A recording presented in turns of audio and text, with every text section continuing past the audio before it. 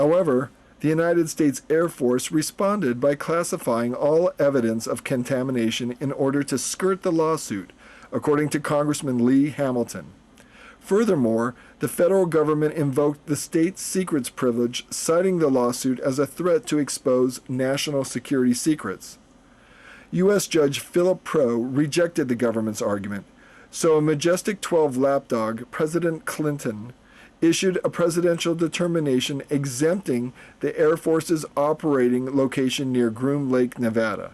Clinton's action forced Judge Proh to dismiss the case for lack of evidence. Turley appealed to the Ninth Circuit Court of Appeals on the grounds that the federal government was abusing its power, but the Ninth Circuit refused Turley's appeal, and the Supreme Court refused to hear the case. 60 Minutes ran their investigative inquiry on March 17, 1996, in which Congressman Lee Hamilton stated, "I'm not personally prepared to take the word of a person who has, or an entity which has, a huge financial stake in the outcome here, that this information needs to be classified."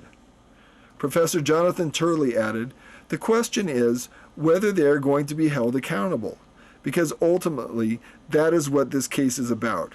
Whether there is something unique about the United States government that either makes it accountable or exempt from its own laws." While Area 51 has produced aviation advances for the U-2, SR-71, F-117, B-2 stealth bomber, it has also secretly produced the still unacknowledged TR-3Bs and Aurora spacecraft. And besides devouring hundreds of billions of dollars, maybe even trillions, for its projects, the federal government is also turning a blind eye on billions of dollars of fraud and tax evasion by selected government contractors who are not claiming the true taxable value of their facilities to the Lincoln County tax assessor, who is not even allowed into Area 51 to perform his county's tax assessments. Area 51 has claimed only $2.5 million of property value to Lincoln County, even while accepting annual budgets in the billions of dollars from us, the American taxpayers.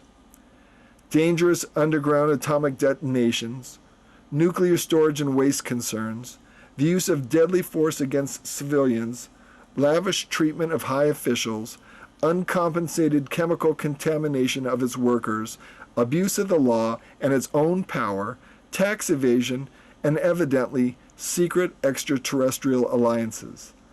These improper government practices should impel Congress to hold open investigations into the nearly 60-year history of corporate and federal abuses at Area 51. Area 51 is a big area. It has the Groom Lake Naval Auxiliary Airfield in the valley with a long runway in the dry lake bed, but through the mountain in the next salt valley south, and you got there's a mountain range in between, and between there's a tunnel now that runs all the way from Groom Lake through to S4. It's about 8 miles through mountains. That tunnel is over. The tunnel is over 100 feet wide, and nearly 100 feet from top to bottom, and that's where super secret aircraft are stored. It becomes a huge hangar. And the vehicles can be taken out either the S4 end or the Groom Lake end. S4 is where the hangars were built at the end of that tunnel on opening into the valley is where S4 facilities were built, and they were built into the mountain, but they were camouflaged. They had a side of the mountain slid aside and to make the doors, it rolled away and opened the facility, and that's how they took the captured vehicles in and out. Was they'd roll the door back and take them out, and when the Russian satellites had already passed or were not due, they bring them back in before the satellites were due again. Did you ever hear talk about S4? Let me explain something about Area 51. It was at the time simply a range as part of Camp Mercury. When you look at the map, you had areas such and such, 49, Area 50, Area 51. These are all part of the original Camp Mercury atomic test site facility. So 51 was part of Camp Mercury initially. And while I was there, I was a Department of Energy school in 1979. And the weekend in between, and some of the contractors who dined with us in the mess hall, we'd gotten to know pretty well. They were instructors as well. They said, look, let's all hop on the bus after breakfast on Saturday. They invited us to hop on the bus, and we're going to show you guys something. So away we went on this fairly rickety old bus, you know, it wasn't one of the more modern, more comfortable ones.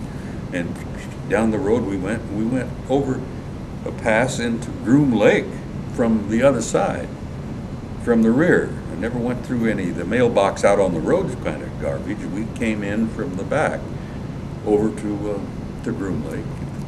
And they took us over to one of the facilities, and we got out of the bus. And anyhow, never made it to S4, but I heard the contractors talking about it. And some of them were contractors who were involved in the construction. They said that S4 had 30 levels. You take a 30-story building, put it in the ground, and that's where apparently the aliens were. And some of the contractors had seen them. What were their They descriptions? had not got very close to them. Well, they appeared to be kind of like grays, but not the little ones. These were 5.5 feet tall, or 6 feet even. They were grays, and they had a fairly large eye, but they were not the little guys with the wraparound eyes. I was to learn later that those little dudes are laboratory products. Organic robots. Yeah, they're organic robots, I guess is the best description. At the very bottom of this thing at S4, there was a gate. A retired bird colonel shared with me. He said, I went down to the lower level, the 30th floor. He says, they told me to put on a summer uniform, and it was wintertime.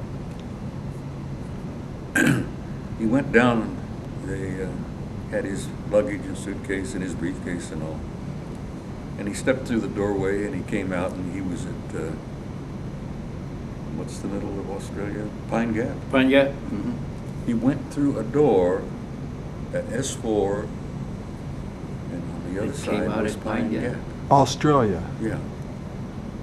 So Which they already we- had teleportation at that point. We were to learn later, it was just a mile and a half from one of the major UFO ET installations on the planet. The ETs had had a facility there for apparently over 100 years. The retired colonel told me, he said, you know, I was in a state of shock. He said, I didn't feel a thing. He says, I went through the door, I'm in S4 in Nevada. He says, the next thing I'm coming up, being led off to a private set of quarters in a facility that is in Pine Gap, Australia. And he says, it took me a while to adjust to it, he says. When we were sitting down together with Bob Dean says he heard that S4 had 30 levels, which are 3 sections of 10 levels each, coded green, blue, and red. But I gather from your 10 days with Connor Ryan that he only knew about 4 levels. He only knew about 4 levels. And He never saw anything at 3 or 4. do you subscribe to Bob Dean's description from somebody? I don't have any information on the other levels. Do you think they exist? Or do you think there are only 4? I don't know. If they exist, they would have been dug after the initial red light project that set up the facility there, the first 4 levels.